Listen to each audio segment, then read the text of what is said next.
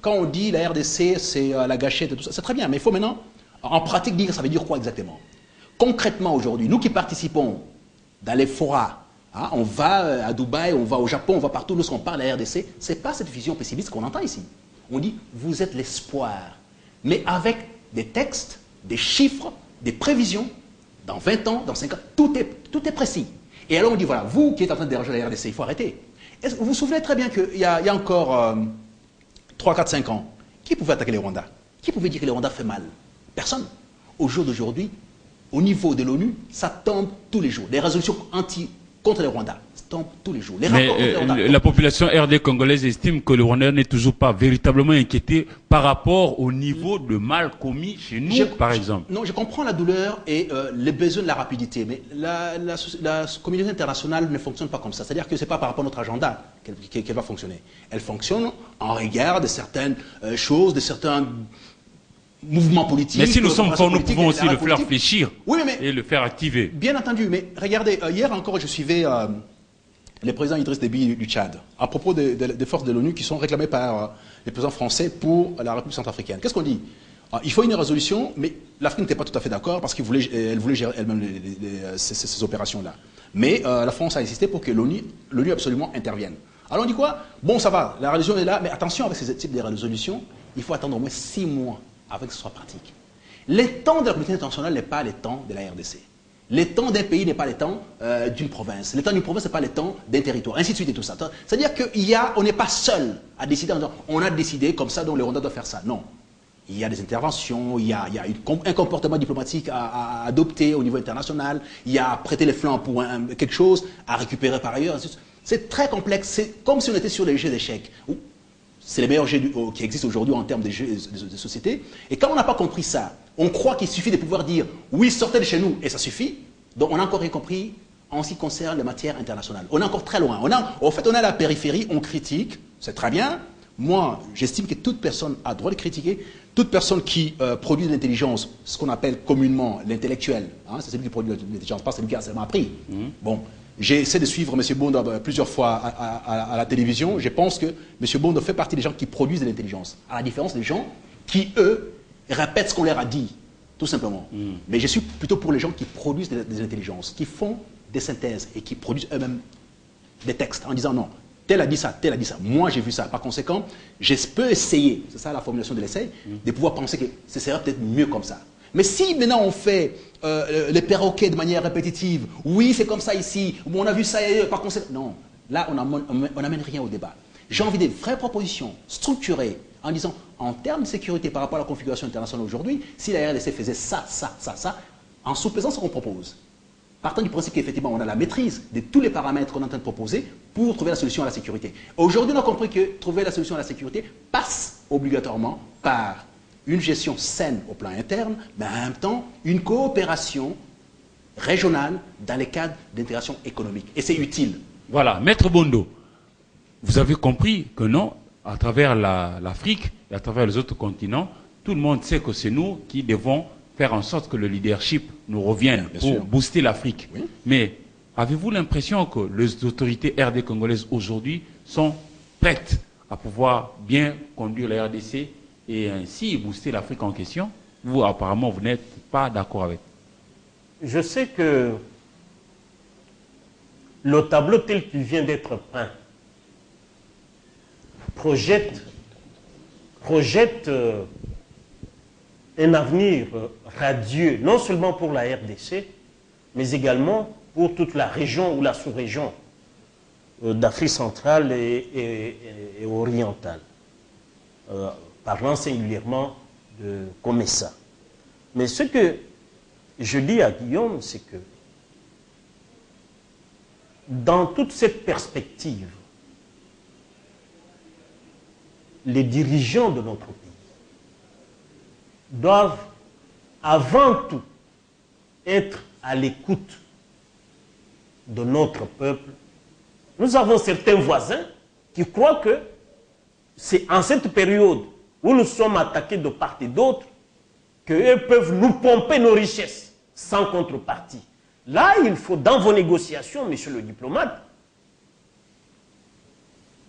être à la hauteur, dans votre perspicacité, dans votre sens élevé du devoir, faire voir à nos partenaires que c'est bien de vous ouvrir les portes du Congo, mais qu'est-ce que vous nous apportez? C'est impréalable. Ces gens, nous allons leur ouvrir nos portes. Mais qu'est-ce qu'ils viennent laisser au Congo et qu'est-ce qu'ils puisent? Voilà un peu.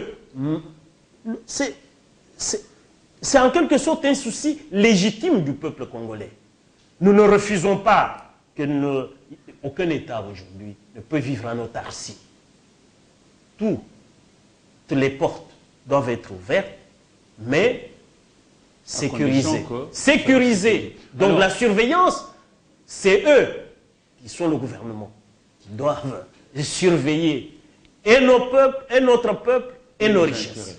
Alors, Maître Guillaume Manjolo, les Congolais pourront nous poser la question de savoir qu'est-ce que nous gagnerons après la tenue de ces sommets du COMESA chez nous, du 26 au 27 février 2014.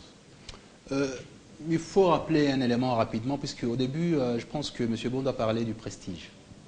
Le premier élément, c'est le prestige. C'est-à-dire qu'au jour d'aujourd'hui, quand on confie la gestion des plus ou moins 20 États membres à un chef de l'État, c'est qu'on lui fait confiance. Exactement. C'est que ce pays-là a un prestige. C'est que ce pays-là est auréolé d'un savoir-faire. C'est pour ça qu'on lui confie cette charge. Il y a un élément qu'il faut encore porter à votre attention, qui est le fait que le COMESA est avec l'EAC et la SADC ensemble dans ce qu'on appelle maintenant la tripartite. Toujours dans l'idée des Lagos qui faisait qu'on doit partir d'abord groupe par groupe, commencer à unir les groupes. Il y a maintenant 3 groupes qui travaillent ensemble. COMESA, SADC, EAC. Bien. Dans cette formulation ici, je pense que bientôt, on aura la présidence aussi de la tripartite. Donc, COMESA, SADC, EAC. Les chefs de l'État de la RDC pourraient être à la tête de tout ça. Les prestiges. Donc, on a reconnu en la RDC son rôle de leadership sous-régional et régional. On lui confie cette mission-là. Si vous faites les tours aujourd'hui à Bangui, on vous dira, voilà, c'est la police congolaise est en train de faire un travail extraordinaire. C'est très important de pouvoir rappeler ça, parce que tout ce qu'on fait de bien, il faut aussi en parler. Il y a des lacunes dans un certain nombre de paramètres qui sont tout à fait importants, d'accord. Mais quand il y a des choses qui sont faites au niveau, qui sont made in Congo, il faut en parler en bien, on doit se prévaloir. Les Congos recèlent des intelligences extraordinaires. L'exemple, il est là. Vous allez en Afrique du Sud, il y en a plein, au Malawi, il y en a plein, partout. Il y a les Congolais partout dans tous ces circuits.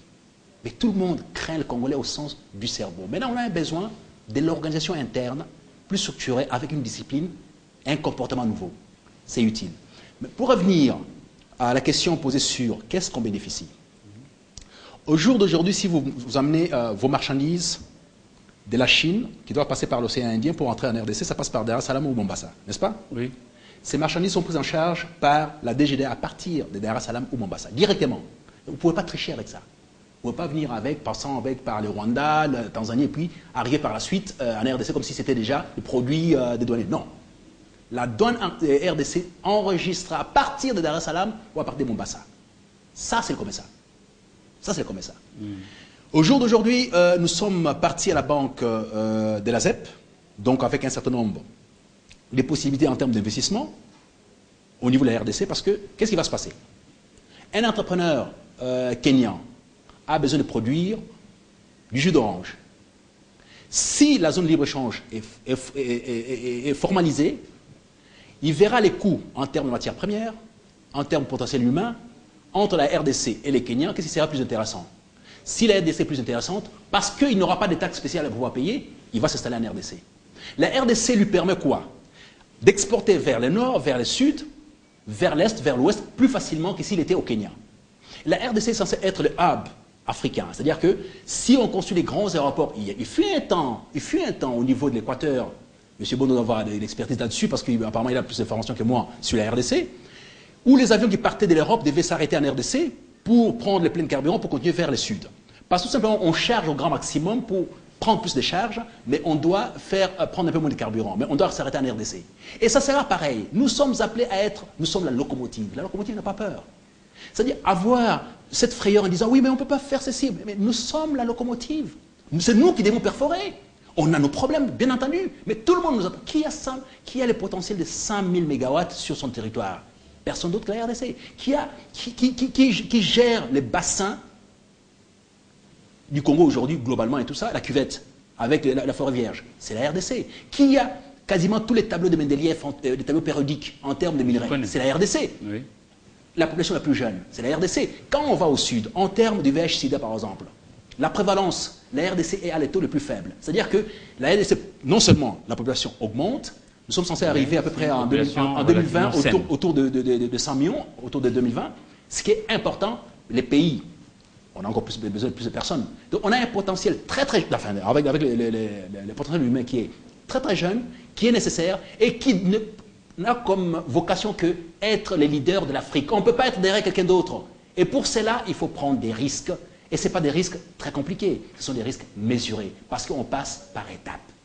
Alors, Maître Bondo, nous allons vers la fin de l'émission. Vous allez conclure. Là, c'était les derniers mots de Maître Guillaume Manjolo. On va vous écouter parce que bientôt, là, ça sera le sommet. Et ailleurs, les autres nous considèrent comme étant des leaders, mais ils ne dorment pas pour autant. Je prends le cas du Congo d'en face.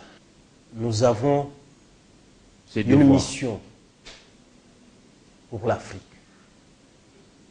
Le Congolais de Brazza et le Congolais d'ici, par rapport aux autres pays, nous sommes un seul peuple.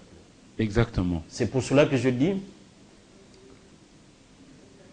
nous ne pouvons pas ne pas méconnaître le Congo pour nous développer. Il faut travailler en synergie.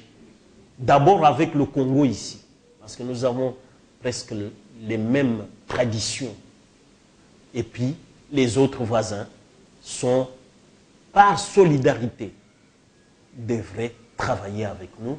Et le COMESA qui arrive, ne pourrait être utile à l'humanité que si tous les dirigeants de ces pays, de l'Afrique orientale à l'Afrique australe, en passant par chez nous, ont à cœur que ce qu'ils sont en train de faire, ce n'est pas singulièrement pour leur peuple, mais c'est pour construire ou bâtir l'humanité. Merci beaucoup, chers téléspectateurs. Nous disons merci à nos deux invités, Maître Guillaume Manjolo d'un côté et puis Maître Richard Bondo de l'autre. Et c'est comme si le président Denis Sassou Nguesso avait l'ingéniosité de penser déjà à un thème important, Build Africa, qui veut dire en français bâtir l'Afrique. Nous allons le bâtir ensemble, c'est notre terre-mère, c'est notre continent à nous tous. Si vous avez aimé l'émission, merci à vous et on se retrouvera à la prochaine. Au revoir.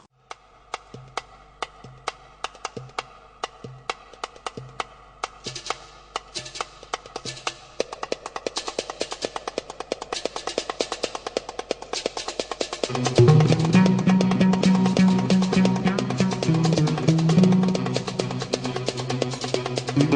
you.